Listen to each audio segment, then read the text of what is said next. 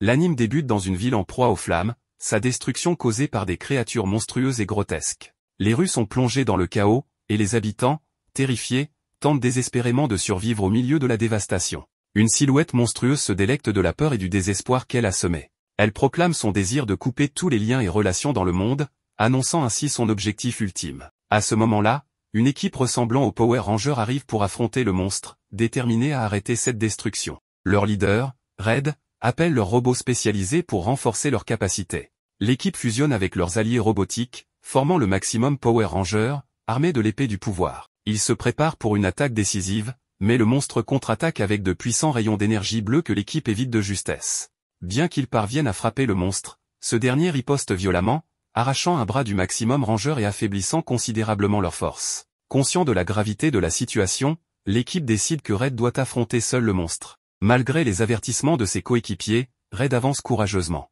Le monstre se moque de sa bravoure, mais Red réplique en affirmant que les liens et les espoirs du monde sont sa source de force. Leur affrontement final est intense, Red subissant de graves blessures. Contre toute attente, il porte un coup décisif, tuant le monstre et détruisant sa base. Épuisé et grièvement blessé, il confie l'avenir à ses camarades, semblant se sacrifier dans le processus. Dans ces derniers instants, Red exprime son désir de rester un peu plus longtemps avec ses amis. Contre toute attente, il se réveille dans un monde ancien et étrange. Désorienté, il réalise qu'il a survécu. Observant cet environnement inconnu, il murmure, incrédule, en se demandant où il se trouve et pourquoi il a été épargné. Pendant ce temps, dans une autre partie de ce monde, un être mécanique appelé Golem attaque un groupe d'aventuriers. Ces derniers luttent pour se défendre, observés par une jeune fille nommée Hydra. Déçu par leur échec, Hydra ordonne à Golem de s'arrêter et critique sévèrement les aventuriers. L'un d'eux, prétendant avoir des origines nobles, proteste, mais Hydra ignore ses revendications et ordonne à Golem de les expulser, ce qu'il fait sans hésitation.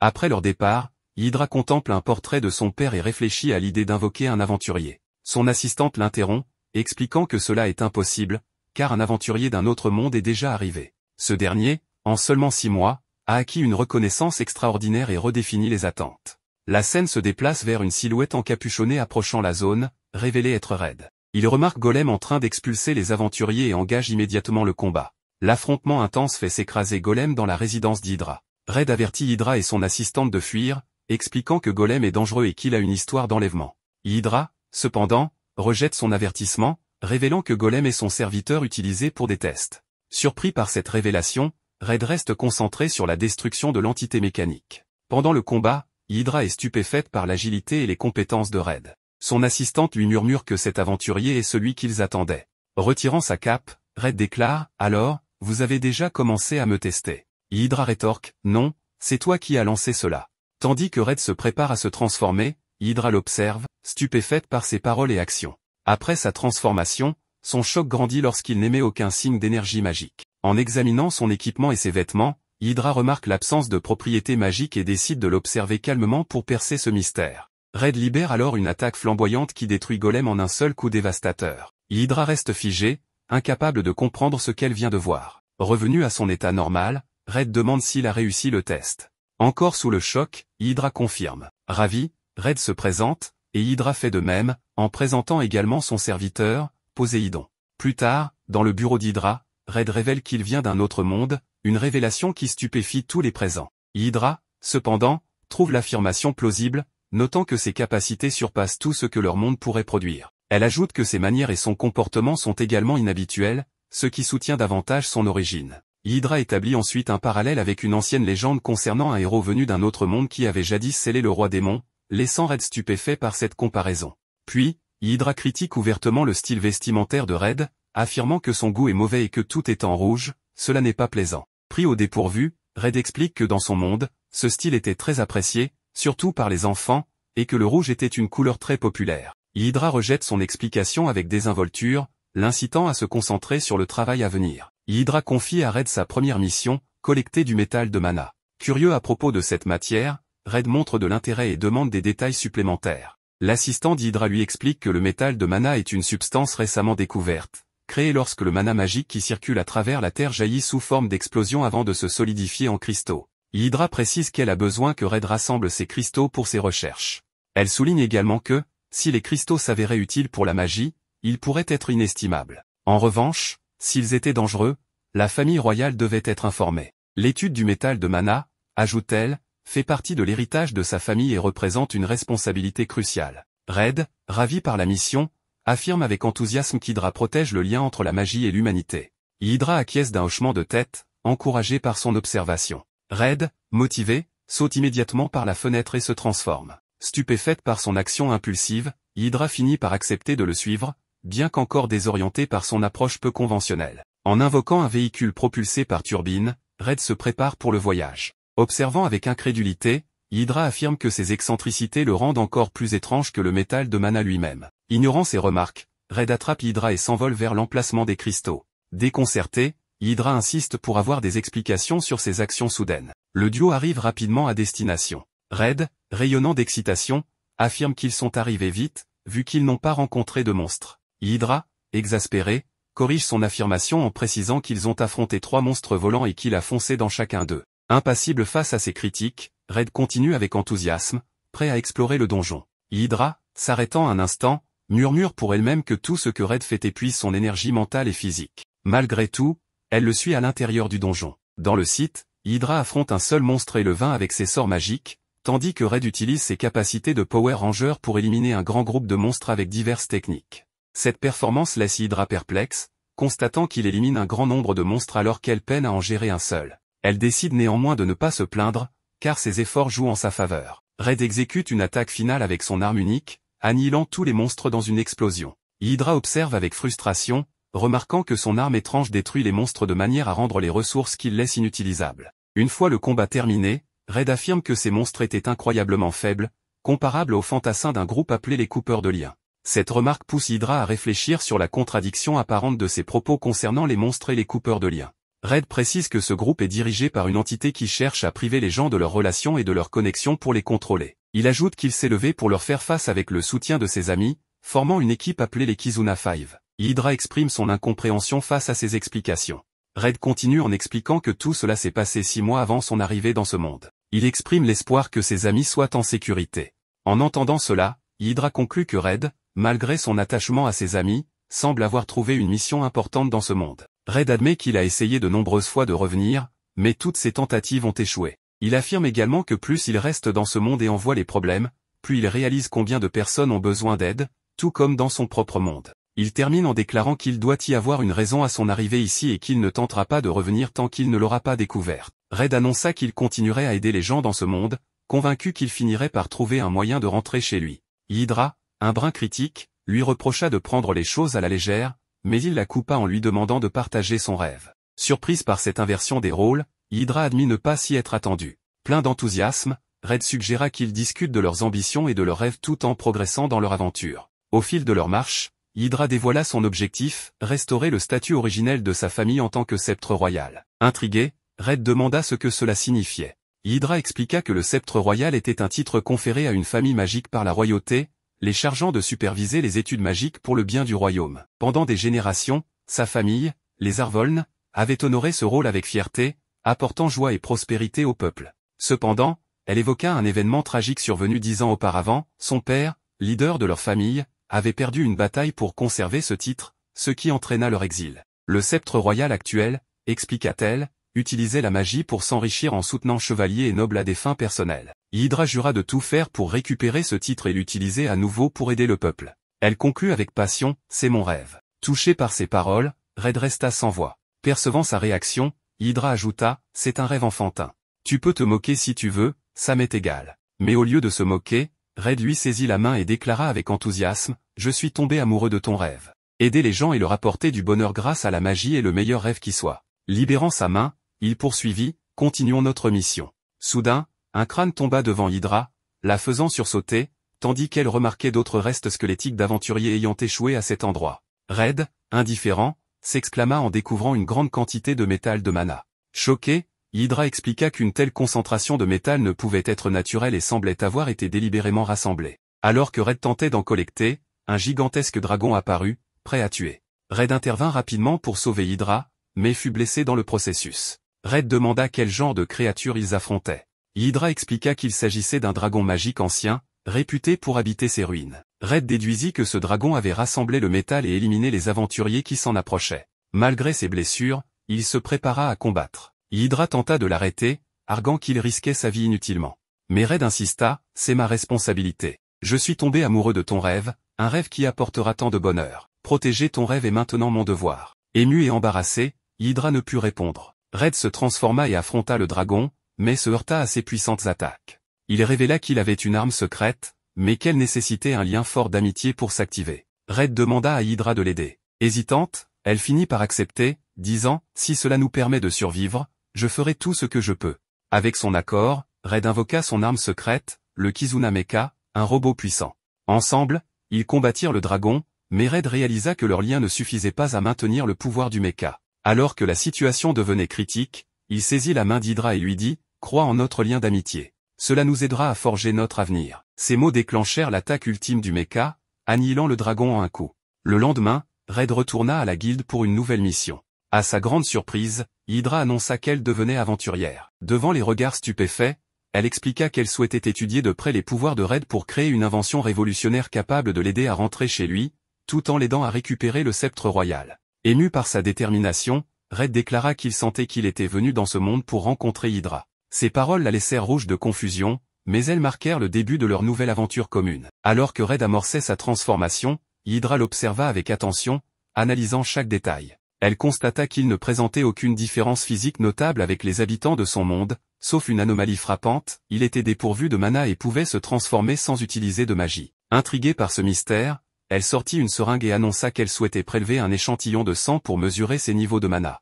Red réagit de manière inattendue en reculant, visiblement effrayé, passant de guerrier intrépide à patient réticent. Hydra, étonné, haussa un sourcil en soulignant le contraste avec la bravoure qu'il avait montrée au combat. Red tenta de s'expliquer nerveusement, affirmant que cette situation était totalement différente. Les membres de la guilde, témoins de la scène, peinaient à contenir leur rire, amusés de voir cet aventurier redoutable déstabilisé par une simple seringue. Avant qu'Hydra ne puisse insister, un employé de la guilde s'approcha pour lui remettre un badge de statistique, un appareil symbolisant son nouveau statut d'aventurière et conçu pour afficher ses capacités. En appuyant sur le bouton du badge, un écran lumineux projeta ses statistiques, laissant Hydra et Red stupéfaits par le niveau de détail affiché. L'employé de la guilde expliqua qu'en tant que membre de la prestigieuse famille Arvoln, Hydra possédait naturellement une intelligence exceptionnelle et une grande maîtrise de la magie. Red, enthousiaste, la félicita chaleureusement en exprimant sa conviction qu'elle deviendrait le prochain sceptre royal. Il loua ses capacités magiques, qu'il qualifia d'extraordinaires. Gêné par ses éloges, Hydra balaya ses compliments d'un geste en affirmant qu'il exagérait. Curieuse des statistiques de Red, elle décida de les consulter elle-même, persuadée qu'elles éclaireraient ses pouvoirs. Lorsque les données s'affichèrent, l'expression d'Hydra passa à la stupéfaction. Elle révélait une puissance et des traits uniques hors du commun. Red était décrit comme passionné, ambitieux et profondément lié aux autres. Ses capacités incluaient la transformation grâce au lien board, la découpe de l'acier avec facilité, et des coups de poing atteignant une intensité de 60 000 degrés Celsius, capable de pulvériser des ennemis en un seul coup. L'ampleur de ses aptitudes laissa Hydra sans voix. Red, inquiet, voulut savoir ce qui n'allait pas. Hydra répondit que les données étaient totalement incompréhensibles, bien au-delà de ses attentes. Avant qu'il ne puisse réagir, deux aventuriers entrèrent brusquement dans la guilde. Ils s'étaient déjà confrontés au golem d'Hydra, et leur colère était dirigée contre elle. Ils exigeaient son expulsion de la guilde, mais Hydra, ne les reconnaissant même pas, répondit d'un ton désinvolte qu'elle ne pouvait se souvenir de tous les aventuriers qu'elle avait rejetés, tant ils étaient nombreux. Les aventuriers, vexés, l'accusèrent d'arrogance et de prétention. Ils se tournèrent vers Red, l'avertissant de se méfier d'elle, avant de faire mine de partir. Red intervint pour défendre Hydra, reconnaissant son caractère brusque et dur, mais insistant sur le fait qu'elle était fondamentalement bienveillante et sincèrement soucieuse d'aider les autres. L'un des aventuriers, sceptique, ricana et affirma que Hydra n'était que la fille du lâche magicien Aodi et qu'elle ne serait jamais une véritable aventurière. Cette insulte heurta profondément Hydra, la laissant momentanément sans voix. Red, furieux, répliqua en exigeant des explications sur cette insulte envers son père. L'aventurier confirma sans hésiter, se moquant de la défaite et de la retraite humiliante de Aodi après la perte de son poste de sceptre royal. Hydra tremblait, envahie par un tourbillon d'émotions mêlant choc, colère et douleur. Elle se remémora les paroles empreintes de sagesse de son père, même en perdant leur statut de sceptre royal, leur devoir de guider et d'aider les gens demeurait inchangé. Le souvenir renforça la détermination d'Hydra tandis que les aventuriers riaient avec moquerie. Sa colère éclata soudainement, et elle s'écria avec une voix tranchante et autoritaire qu'ils devaient retirer leurs paroles sur son père. Elle affirma qu'il ne savait rien de lui, ses mots empreints de fureur glaçant les aventuriers et les faisant vaciller. Hydra continua avec plus d'intensité, reprochant aux aventuriers leur échec face à un golem faible et leur rappelant qu'ils n'étaient que des aventuriers de 3e catégorie. Ces paroles cinglantes déclenchèrent la colère des deux hommes, qui dégainèrent leurs armes. Avant que la situation ne dégénère, Red proposa une solution inattendue, régler le conflit par une mission. Cette suggestion surprit tout le monde. Il expliqua qu'un monstre puissant était apparu dans un donjon et proposa que le premier à le vaincre serait déclaré vainqueur. Hydra précisa les conditions, si elle et Red gagnaient, les aventuriers devraient présenter leurs excuses pour leurs remarques sur son père et promettre de ne plus jamais en parler en mal. Elle ajouta qu'en cas de défaite, elle accepterait de faire tout ce qu'ils voudraient. Les aventuriers, confiants dans leur expérience dans le donjon, acceptèrent sans hésitation, convaincus de leur avantage. Hydra remarqua leur assurance et en conclut qu'ils devaient bien connaître cet endroit. Une fois dans le donjon, les deux équipes se séparèrent. Les aventuriers évitèrent les chemins les plus dangereux, tandis que Red, en se transformant, libéra une vague d'énergie si intense qu'elle provoqua une petite explosion, attirant l'attention des monstres environnants. Rapidement, les deux groupes furent encerclés, et une bataille féroce s'engagea. Les aventuriers, initialement confiants, luttèrent bientôt pour leur survie face à la horde de créatures. Red, grâce à ses capacités uniques, élimina les monstres avec aisance. Lorsque la situation devint critique, Hydra demanda à Red d'utiliser son arme magique pour conclure rapidement le combat. Red invoqua son Kizuna, mais sa taille massive le bloqua dans les passages étroits du donjon. Frustré, il abandonna l'arme et poursuivit le combat à pied. Hydra le rassura en notant que de nombreux monstres avaient déjà été écrasés sous le poids du Kizuna lors de son invocation.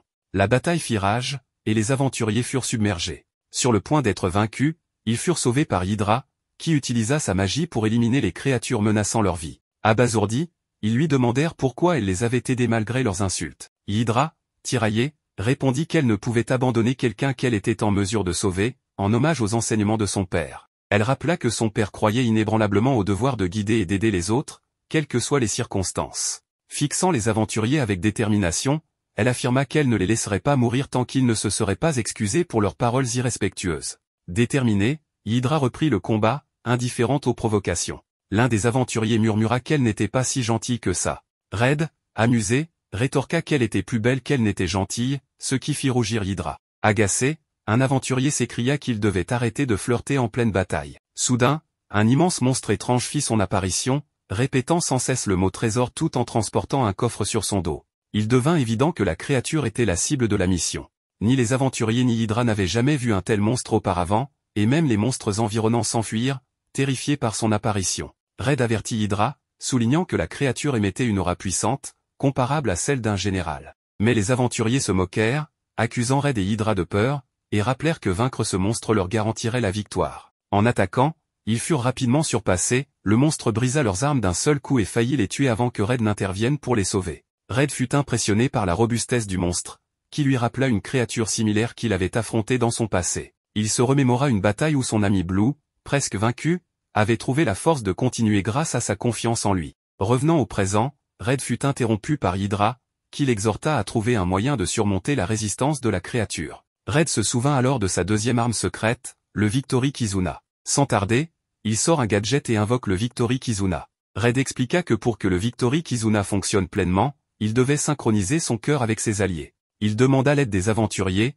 et à sa surprise, ils acceptèrent. Bien que leur première tentative échoua à cause d'un manque de coordination, Red persévéra, se rappelant un conflit passé entre ses anciens coéquipiers, Yellow et Blue, qui avaient perturbé leur synchronisation dans une bataille cruciale. La situation actuelle fit écho à ce souvenir. Affaibli, Red fut mis à terre par un coup puissant du monstre. Hydra tenta de le protéger, mais la créature se tourna vers elle, prête à frapper. Les aventuriers, reconnaissant pour l'aide passée d'Hydra, intervinrent pour la sauver, avouant à contre-cœur qu'ils avaient besoin de Red pour triompher. Pendant qu'Hydra soignait Red, elle réalisa qu'elle avait sous-estimé les aventuriers et commença à les voir différemment. Malgré leur bravoure, ils furent vaincus par le monstre, qui se tourna à nouveau vers Hydra. Mais Red reprit conscience à temps et la sauva avec une attaque puissante. Avec une détermination renouvelée, Red appela les aventuriers, qui réussirent cette fois à coordonner leurs efforts. Ensemble, ils activèrent le Victory Kizuna et déclenchèrent une frappe combinée dévastatrice, mettant enfin fin au combat. À leur grande stupéfaction,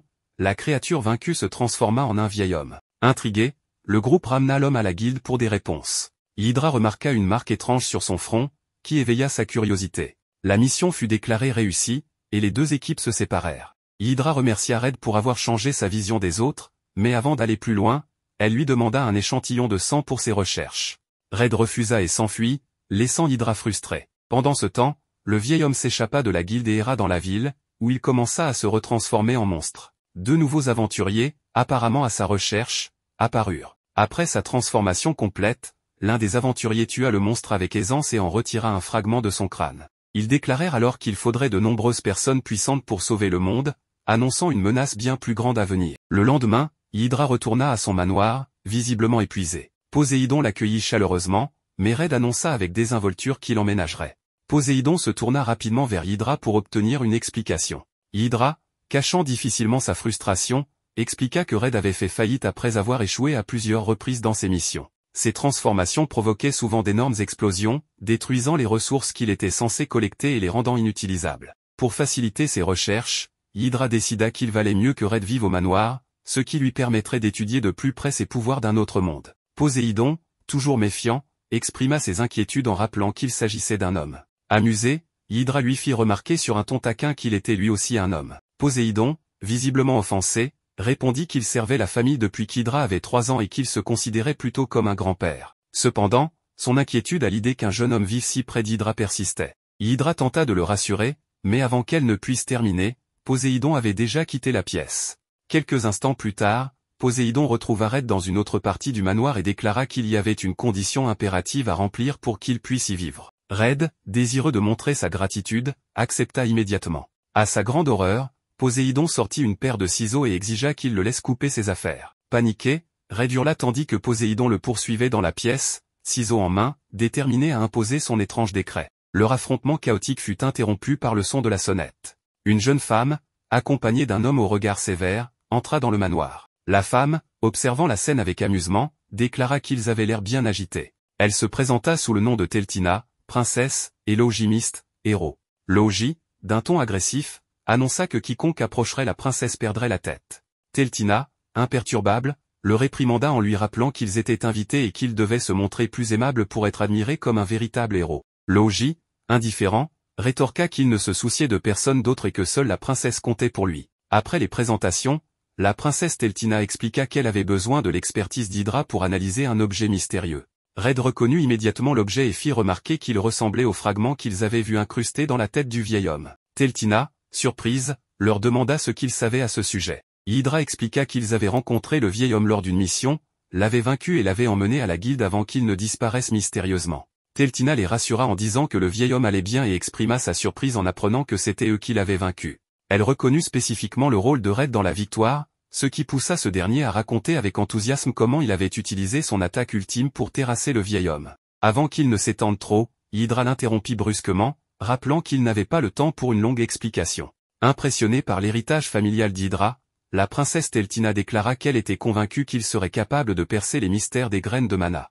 Intriguée, Hydra demanda plus d'informations. Teltina expliqua que les fragments, appelés graines de mana, pouvaient accorder à leurs hôtes des pouvoirs magiques immenses, amplifiant leurs capacités pour accomplir leurs désirs les plus profonds, qu'ils soient nobles ou malveillants. Ce phénomène était connu sous le nom de sort privilégié. Red, curieux, voulut comprendre en quoi cela différait des sorts magiques qu'Hydra maîtrisait. Teltina expliqua que le sort privilégié était un pouvoir distinct, capable de façonner directement la réalité en exaucant les désirs de l'utilisateur. Elle donna des exemples, une personne désirant une richesse immense pourrait transformer tout en or, tandis qu'une autre souhaitant protéger quelque chose pourrait créer des murs impénétrables. Hydra trouva cela d'abord attrayant, mais la princesse révéla rapidement une sombre réalité. Une fois fusionnées avec un hôte, les graines de mana prenaient progressivement le contrôle de son corps, le transformant en un monstre incontrôlable et extrêmement puissant. Hydra, alarmée, demanda pourquoi la famille royale n'avait pas interdit l'usage des graines de mana malgré leur danger. La princesse admit que le sceptre royal actuel était probablement impliqué dans leur propagation.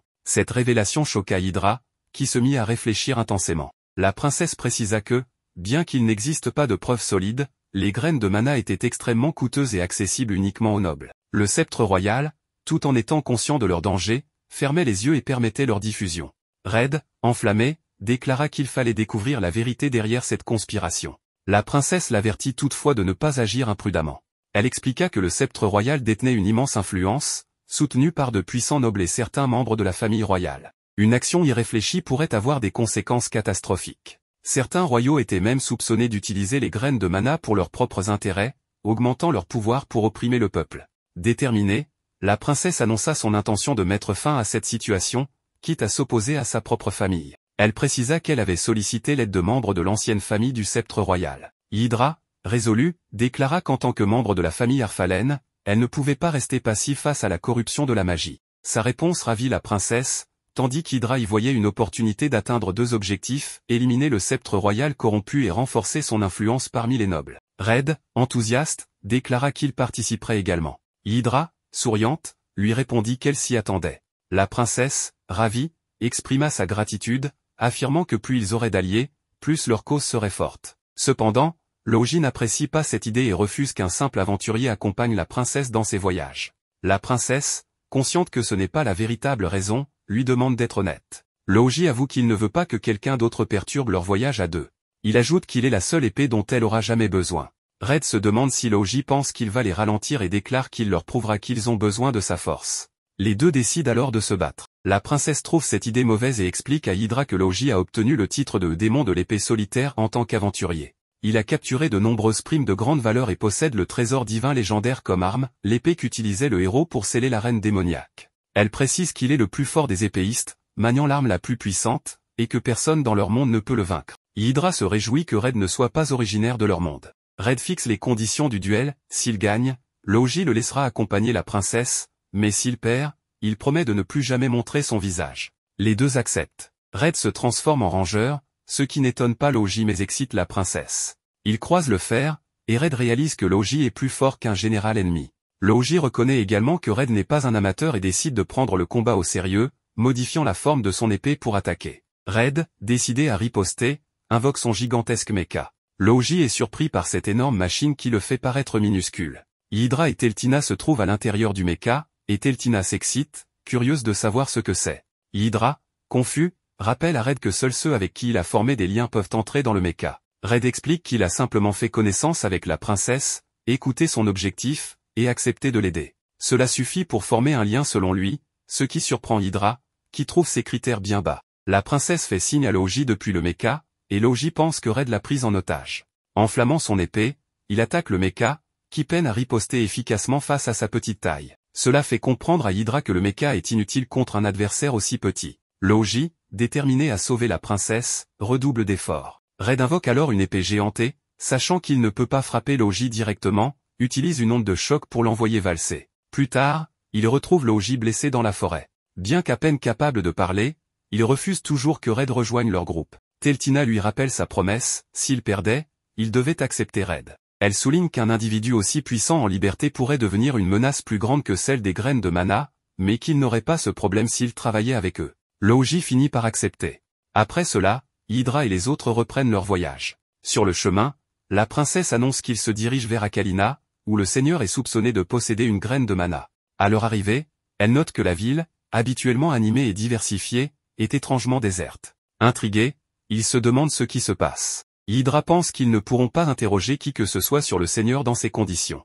Un espion les observe, et la princesse remarque qu'elle n'a jamais vu cette ville dans un tel état. L'espion dit qu'il y a une loi interdisant de parler aux étrangers. Elle expliqua que les habitants se cachaient, terrifiés à l'idée de transgresser cette loi. Elle ajouta qu'il valait mieux quitter la ville au plus vite. La princesse, imperturbable, répondit que le seigneur ne saurait pas que quelqu'un leur avait parlé à moins que ce soit rapporté. Avant que la jeune fille ne réagisse, Hydra intervint, affirmant que l'énergie magique qu'elle ressentait depuis leur arrivée pourrait être la clé. Toute la ville était imprégnée d'une mana nauséabonde. La princesse comprit immédiatement et déclara que cela expliquait le malaise qu'elle ressentait depuis leur arrivée. Hydra conclut que le seigneur de cette ville semblait impliqué dans quelque chose de sinistre. Leur discussion fut brusquement interrompue lorsqu'une silhouette monstrueuse surgit des ombres, rugissant de ne pas médire du seigneur. La créature attaqua Hydra, mais Red s'interposa rapidement pour la protéger. Alors qu'il combattait le monstre, Hydra observa et murmura qu'il s'agissait probablement d'un des effets du sort privilégié. Une voix autoritaire résonna alors dans la rue. Le seigneur apparut, calme et impassible.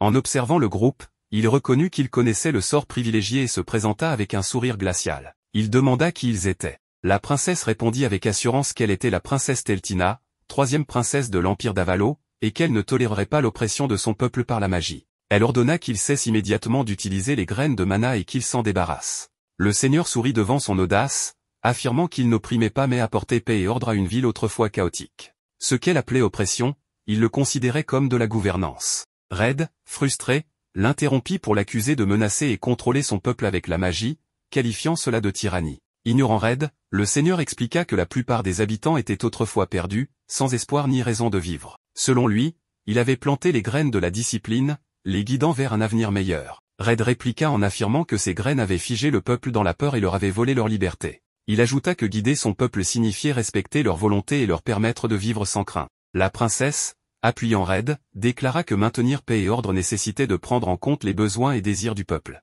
Le seigneur, impassible, répondit qu'il leur avait déjà donné le paradis. Il vivait selon ses règles et suivait son mode de vie. Pour lui, il ne pouvait rien demander de plus. Red, furieux, conclut que le seigneur ne se souciait ni de la paix ni de l'ordre. Il voulait simplement transformer la ville en un jouet qu'il pouvait manipuler à sa guise. Enflammé par sa colère, Red se prépara à attaquer. Mais avant que Red puisse réagir, une créature invoquée par le seigneur surgit derrière lui et le frappa violemment. Il tenta d'esquiver et de contre-attaquer, mais le monstre était implacable, attaquant sous tous les angles et infligeant coup sur coup. Hydra, observant attentivement la scène, expliqua à haute voix que le sort privilégié du seigneur lui permet de détecter quiconque enfreint ses règles. C'était ainsi qu'il pouvait invoquer des monstres pour punir instantanément les contrevenants. D'un ton froid et autoritaire, le seigneur confirma que quiconque désobéissait à la logie serait puni jusqu'à ce que sa voix disparaisse complètement. Hydra, reliant les informations, ajouta que le champ de mana qui imprégnait la ville permettait au seigneur de surveiller chaque mouvement et d'invoquer des monstres à volonté, n'importe où. Pour maintenir une telle capacité, ses réserves de mana devaient être colossales. Elle s'arrêta brusquement, réalisant l'ampleur de la situation, et murmura que c'était la puissance des graines de mana. Inquiète pour Red, la princesse se tourna vers Logi et lui ordonna fermement de l'aider. Il préférait le laisser servir d'appât pendant qu'il cherchait la faiblesse du sort du seigneur. La princesse, outrée, lui lança un regard sévère et insista pour qu'il parle honnêtement. Après un haussement d'épaule, Logi avoua qu'en vérité, il appréciait de voir Red se faire battre et lui demanda de lui laisser savourer cela un peu plus longtemps. Exaspérée par son comportement, la princesse lui ordonna d'aider Red sur le champ. Pendant ce temps, Red continuait de lutter désespérément contre le monstre implacable. Il tenta d'invoquer Kizuna, mais la créature du seigneur l'en empêchait à chaque fois, interrompant ses tentatives par des attaques incessantes. Finalement, l'assaut culmina en une frappe dévastatrice, brisant complètement la transformation de Red et le laissant vulnérable, à la merci du seigneur et de son monstre.